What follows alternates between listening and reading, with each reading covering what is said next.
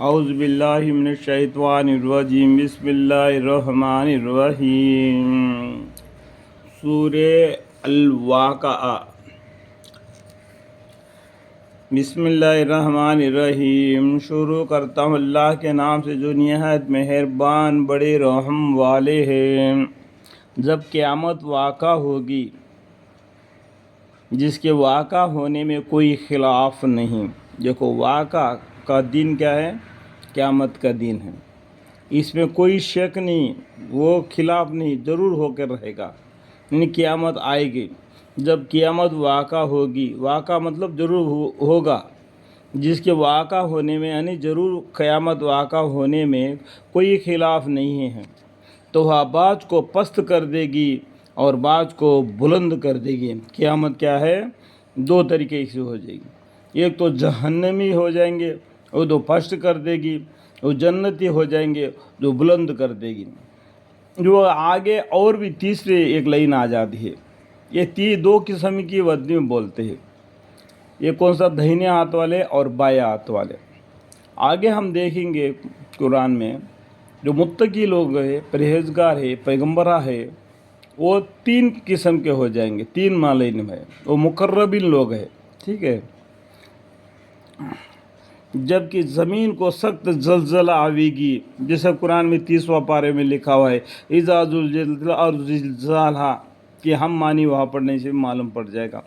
اور پہاڑ بالکل ریزہ ریزہ ہو جائیں گے، یہ پہاڑ بھی ہوے سے ایسا آپس میں ٹکرا کر ریزہ ریزہ ہو جائیں گے، ایسا ہوا چلے گا تو انسان کہاں رہ جائے گا، یہ مکان کہاں رہ جائیں گے، یہ درختیں کہاں رہ جائیں گے۔ پہاڑی اپنے آپ کو توڑ ایک دوسرے کو ٹکرا کر چور چور ہو جا رہے ہوں گے، تو اس ٹائم پر کیا حال ہوگا؟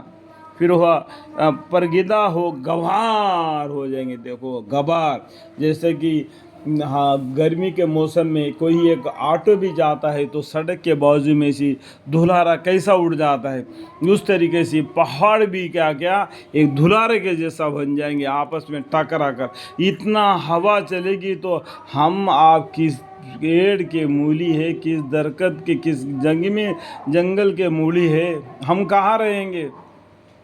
آپ اسے اندازہ لگاؤ۔ اور دریا شور بھی زمین پر آ پڑے گی، پورا ٹوٹ پھوٹ ہو جائے گا، آسمان کے ستارے بھی گر پڑیں گے، سورج بھی بے نور ہو جائے گا، چاند بھی بے نور ہو جائے گا، حالت ہی بگڑ جائے گی سب کچھ۔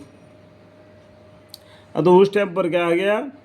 تو جیسا کہ پھر وہ پرگندہ غبار ہو جائیں گے، ایسا کہ دھلار کے جیسا ہو جائیں گے۔ یہ پہاڑ اتنا مضبوط ہم دیکھ رہے ہیں نا، وہ بھی تو ہمارا کیا حال ہوگا خود اندازہ لگاؤ۔ اور تم تین قسم کے ہو جائے گے۔ دیکھو میں پہلا ہی بتایا تھا، دہنے ہاتھ والے بائیں ہاتھ والے، یہی نہیں لیکن قرآن میں اور بھی بولتے ہیں، وہ کیا ہے؟ تم تین قسم کے ہو جائے گے۔ سو تین قسم کے لوگ کیا ہے؟ آگے آ رہے ہیں۔ سو جو دہنے والے ہیں، وہ دہنے والے کیسے اچھے ہیں؟ جو دہنے ہاتھ میں جس کے نام اعمال دیا جاتا ہے وہ کیسے اچھے ہیں؟ جو بائیں والے ہیں جس کے نام اعمال اس کا پیٹھ کے پیچھے سین بائیں ہاتھ میں دیا جا رہا ہے، وہ بائیں والے کیسے برے ہیں؟ جیسے کہ دنیا میں پیغمبر آئے تھے، ان کو اللہ سے ڈرائے تھے، یعنی اللہ کے حکام ان کو پہنچائے تھے، پھر بھی نہ مانا تو اپنے منمانی زندگی گزار دیا، تو قیامت کے دن اپنے نام عمل کو بائیں ہاتھ میں پا لیا۔ وہ کیسے برے لوگ ہیں؟ اور جو اعلیٰ درجے کے ہیں، جو 3 لائن میں کیا بول رہے ہیں؟ اور جو اعلیٰ درجے کے ہیں وہ تو اعلیٰ ہی درجے کے ہیں، وہ تو اعلیٰ کی درجے کے ہیں، جو پیغمبر ہے، جو اللہ کے راستے میں شہید ہو گئے، دین اسلام کو بول بالا بلند ہونے کے لیے اللہ کے راستے میں اپنے جان مال کو خرچہ کر دیا اور وطن کو بے وطن ہو گئے، تو وہ اعلیٰ درجے کے ہوں گے، وہ تو اعلیٰ ہی درجے کے ہوں گے۔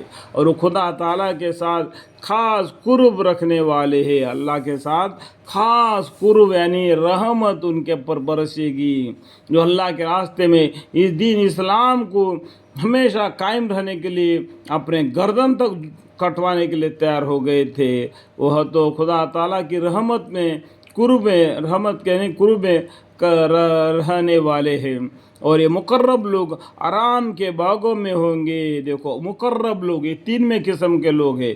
مقرب لوگ اللہ کے بالکل پیارے، اللہ کے رحمت میں ہوں گے۔ وہ مقرب لوگ ہیں جو بہت عزت سے لکھا جاتا ہے۔ آج کل ہمارے گھروں میں بھی دیکھو، کوئی چیز آپ کو اچھی لگتی ہے نا، اس کو بہت احتیاط سے چھپا کے ایسا مقام میں رکھتا ہے اس کو کوئی نقصان نہ ہو۔ اسی طریقے سے ہم میں سے جو لوگ دین اسلام کے لیے اپنا سب کچھ قربان کر دیا، وہ مقرب لوگ ہیں، آرام کے باغوں میں ہوں گے۔ ان کا ایک بڑا گروہ تو اگلے لوگوں میں سے ہوگا، ایک بڑا گروہ تو اگلے لوگوں میں سے ہوگا۔ اس لیے ہمارے آگے جتنے پیغمبر آئے تھے، 1,24,000 پیغمبروں میں ہمارا بھی ایک حصہ ہے۔ ان میں سے ایک گروہ بڑا ان میں سے ان کا ایک بڑا گروہ تو اگلے لوگوں میں سے ہوگا۔ اسے اندازہ لگا دو، آپ کو معلوم پڑ جائے ہوگا، اور تھوڑا پچھلے لوگوں میں سے ہوں گے۔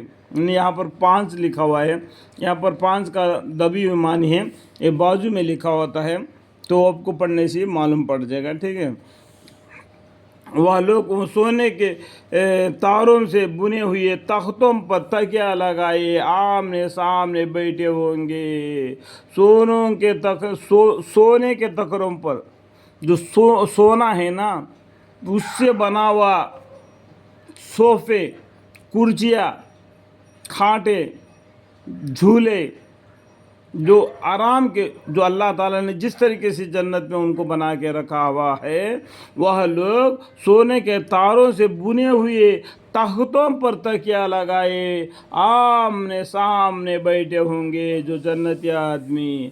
اور سورہ رحمان میں بھی بتایا، متکئین علی فرش بطائنها من استبرق وزن الجنتین دار متکئین علی رفرف خضر وعبقری حسان۔